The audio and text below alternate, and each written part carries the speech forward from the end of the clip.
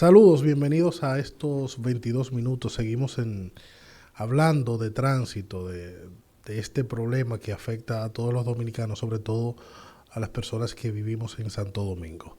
Hoy nos acompaña don Andrés Martínez, es director de Tránsito Terrestre. Vamos a ver su visión y lo que él opina sobre las medidas que ha tomado el gobierno y lo que podemos hacer para mejorar el tema del tránsito. Recuerden hacer sus comentarios, darle like y opinar sobre lo que conversamos aquí.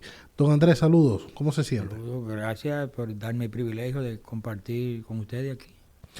Vamos a arrancar de inmediato. ¿Qué opina usted de cómo se está manejando el tema del tránsito en República Dominicana? Y hago mucho énfasis sobre todo en Santo Domingo, que es donde tenemos el gran problema. No significa que en otras ciudades no lo tenemos, pero Santo Domingo es donde realmente padecemos mucho. Yo pienso que el problema comienza con el mensajero o el que da los mensajes. Cuando se inicia este gobierno, el Intran es la institución llamada regular el tránsito y el transporte en República Dominicana.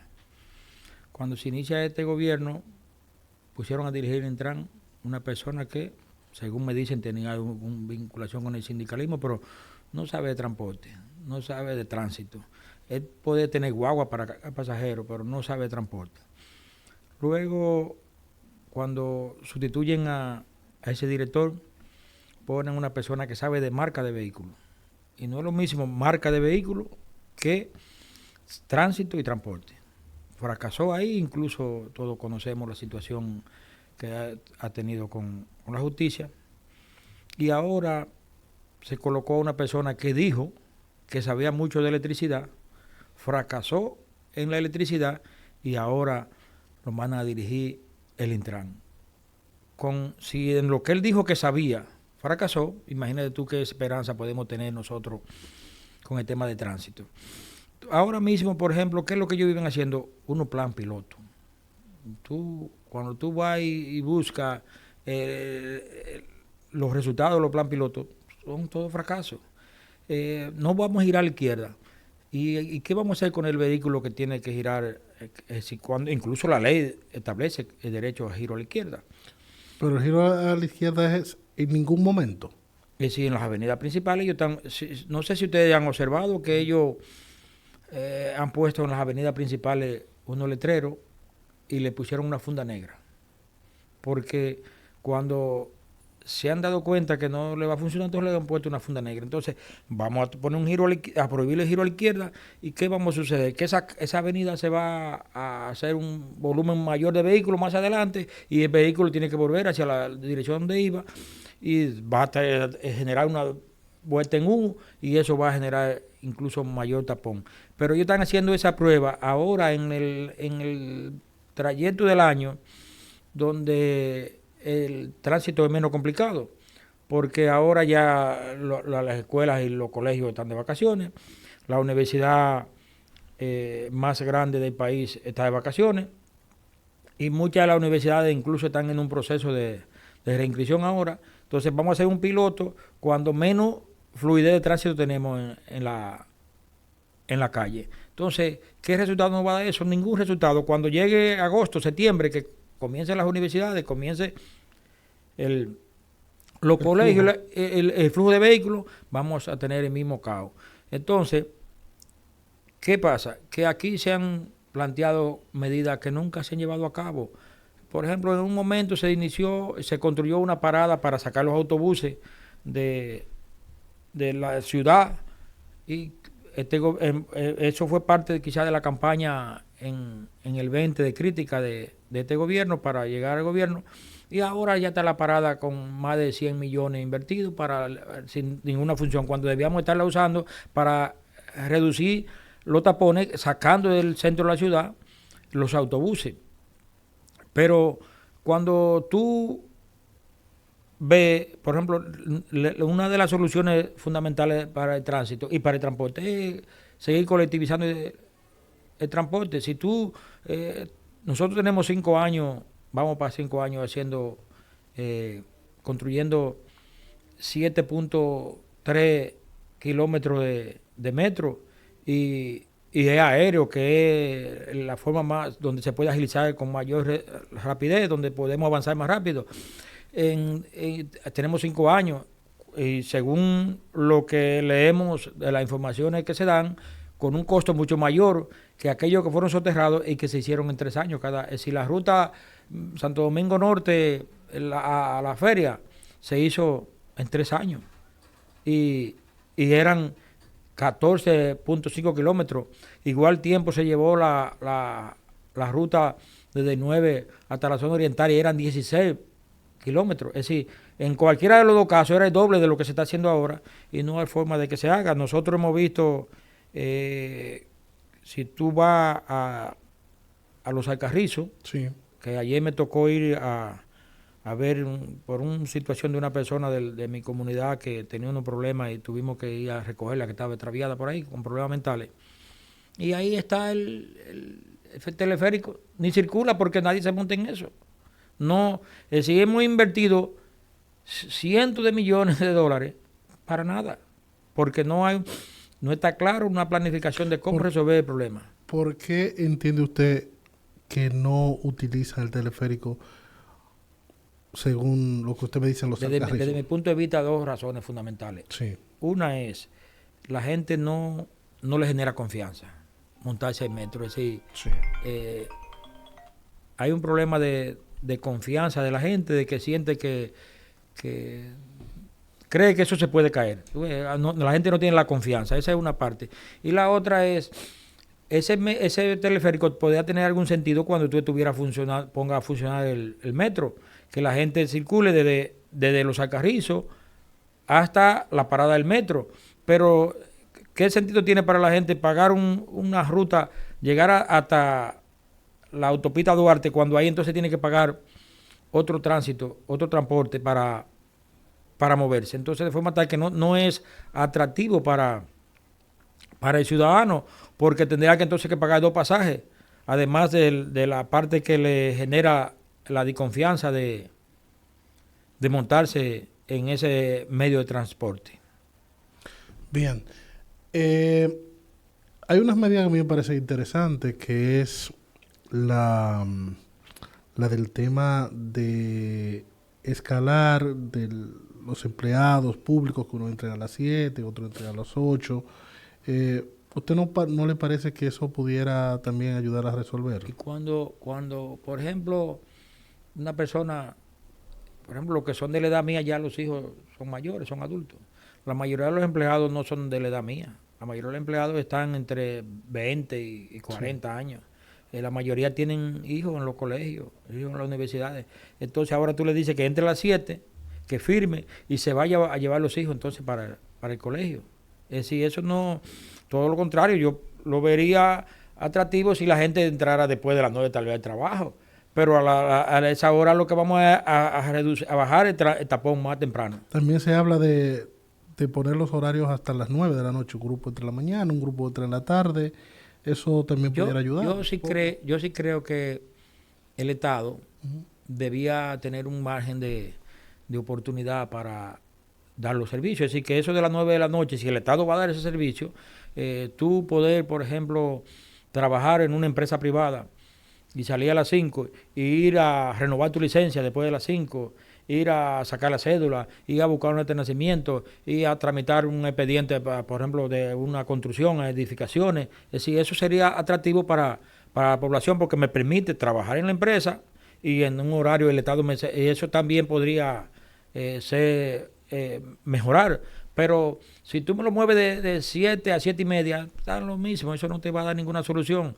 Pero sí, por ejemplo, si yo entro a las 2, es una hora donde el tránsito no es tan fluido, no es tan voluminoso, y entonces ese empleado va a generar menos tránsito, y si sale a las 9 de la noche, ya ahora a partir de por lo menos del COVID para acá, yo siento que de noche la ciudad está floja, la gente también con el tema de la delincuencia se ha recogido más temprano, y entonces podría ser un atractivo siempre y cuando también nosotros podamos tener las autoridades que estén pendientes en la noche con el tema de la seguridad del ciudadano que anda en la calle. Si quitamos la parte gubernamental y buscamos el principal problema del tránsito, ¿de quién sería? Hablamos del transporte público que tal vez no funciona como tendría que funcionar, el tema de educación del ciudadano. Mira, es una combinación de muchos problemas, pero a partir del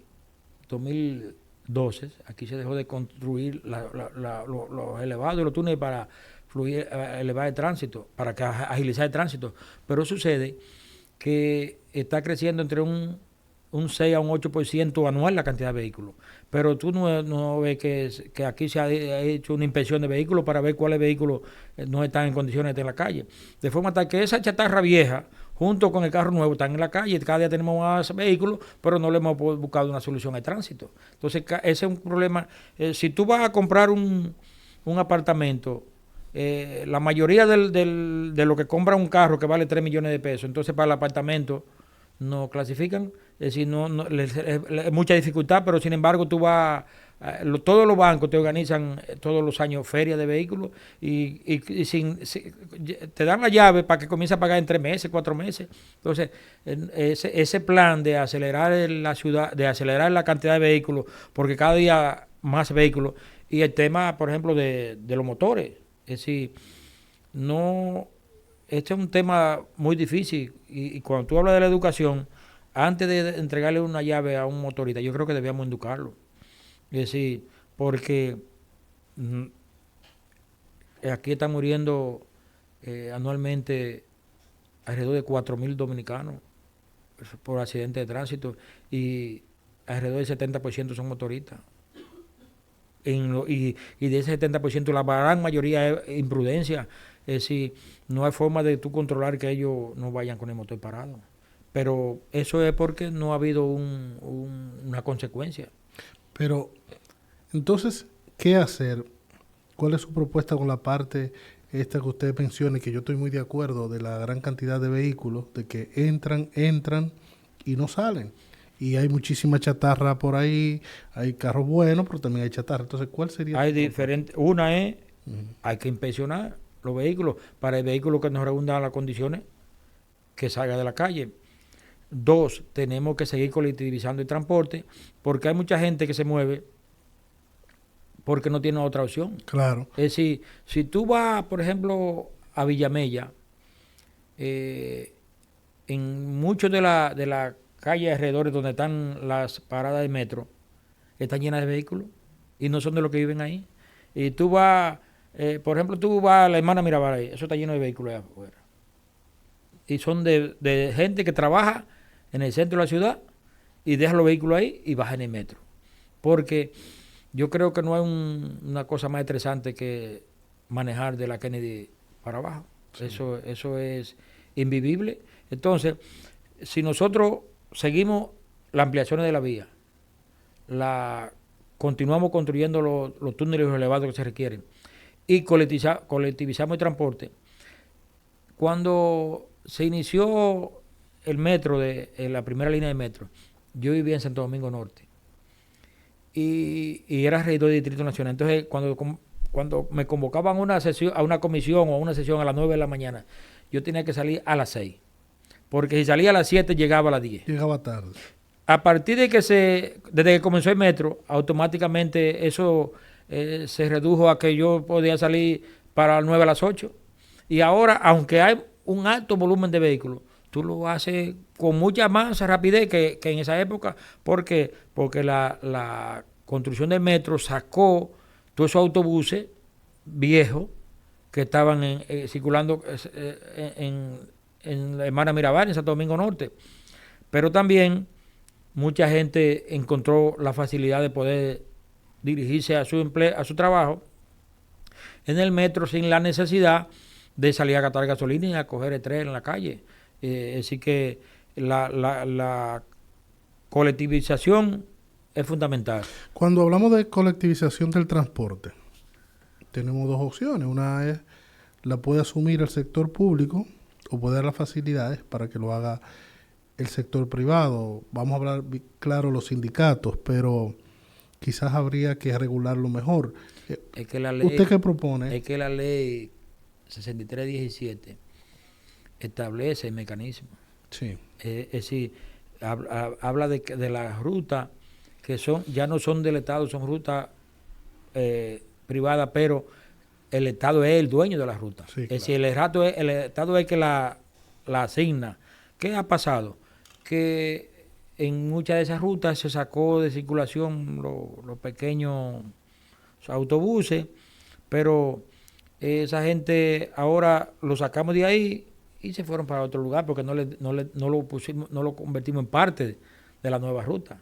Y entonces el objetivo es que, la realidad es que debe ser, es decir, plantearle una forma de negocio que ellos puedan intervenir, negociar incluso con el Estado y que sean parte de la ruta, de la nueva ruta, incluso si es necesario estableciéndole financiamiento para que se paguen, no como unos financiamientos del pasado que no lo pagaban, y entonces todos nos acordamos del plan Renove y eso que terminaron incluso en la justicia, y de una época cuando yo fui regidor que Johnny Ventura le sirvió de garante para una ruta, para unos autobuses, y al final terminó pagándolo el ayuntamiento, porque Johnny, siendo alcalde, le fue garante y ellos no pagaron y el ayuntamiento tuvo que pagarle. Entonces, crear mecanismos que la persona puedan intervenir, porque al final se convierte en una cosa donde 2 pulpos, 3 pulpos se adueñan de la ruta, y entonces va a llegar entonces un momento también que si el Estado no interviene, el pasaje va a ser imposible de pagarlo a una persona trabajadora. Sí. Parte importante siempre es la planificación y el uno prever a futuro qué puede pasar, sobre todo cuando hablamos de planificación del Estado, del gobierno. Cuando usted estuvo al frente, y vamos a hablar un poquito de responsabilidad de cuando a usted le tocó, ¿hubo algún tipo de planificación para lo que pudiera suceder más adelante, que esto que tenemos, que es que el parque vehicular iba a estar subiendo, no era lo mismo tal vez la cantidad de vehículos en la calle? ¿Cuáles fueron las medidas que usted tomó, pero sobre todo en cuanto a prevención y a planificación de lo que podía ocurrir más adelante? Nosotros comenzamos con que cuando nosotros llegamos a tránsito en el 96, para tú sacar o renovar la licencia, si iba a renovarla te decían venga en 30 días a buscarla. Y si iba a sacar la nueva te decían deposite, tú ibas y depositabas tu expediente y te decían venga en 15 días a examinarse. Y luego te decían venga en 15 días a buscar la nota. Y luego entonces venga en 15 días a coger el práctico. Nosotros instalamos ese sistema moderno que está ahí, y por eso cuando tú vas a renovar la licencia, ahora la renova en 15 minutos, media hora. No dura 45 minutos, es inmediato que la renova. Ese sistema se instaló desde 96 a 2000, cuando yo fui director de tránsito. Nosotros planteamos que es otro tema de solución para el tránsito, y es que el Estado y la ciudad tienen que construir parqueos. Porque una de las cosas que genera más tapones es, con frecuencia la calle tiene unos vehículos parqueados paralelos, pero ahora te plantean, me lo voy a llevar con la grúa, pero no le estamos dando ninguna alternativa al que anda en el vehículo. Es decir, si no hay parqueo, entonces nosotros estábamos planteando que en Ciudad Nueva hubiera un edificio de parqueo, que por el ayuntamiento hubiera un edificio de parqueo, por el estadio Quiqueyo hubiera un edificio de parqueo. Si nosotros planteamos un sinnúmero de propuestas, y aquellos proyectos que se iniciaron, que se hicieron, por eso tú hoy tienes la ampliación de la 27, que tú salías de Pintura a las 7 de la mañana y llegabas a las 11. Y la Kennedy, es decir, todos esos proyectos fueron proyectos que se iniciaron en el primer gobierno de Leonel Fernández, sí, con el objetivo de precisamente agilizar los temas de transporte y del tránsito.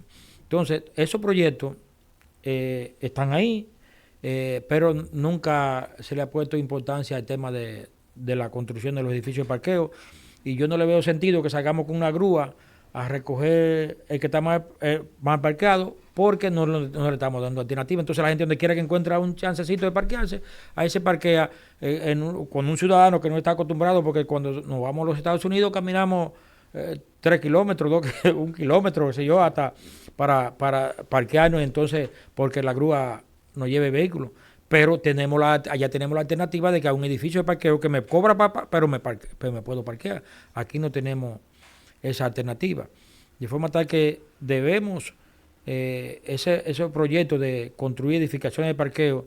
Si tú vas, por ejemplo, a la OAS, te vas a dar cuenta que puede ya circular internamente en la UAS y caminar, porque antes no lo podía hacer porque las aceras de la UAS estaban llenas de los vehículos de profesores, los estudiantes y los empleados, pero ahora la UAS tiene una torre de parqueo que precisamente en su momento fue bien criticada, porque aquí los proyectos que tienen visión de desarrollo siempre han sido criticados. Cuando Lionel comenzó a construir los túneles, se dijo que esos eran unos hoyos de donde se debía sembrar plátano. Y entonces el tiempo después, quizá con ese discurso ganó Hipólito las elecciones. Y entonces después con esos túneles, en el 2004 Lionel arrasó de nuevo porque la gente notó la diferencia. Entonces, son proyectos en muchos casos que generan crítica en principio porque la gente no entiende a veces la inversión, pero que al final van dejando los resultados. Bueno, gracias a don Andrés Martínez por compartir con nosotros su visión sobre el tránsito.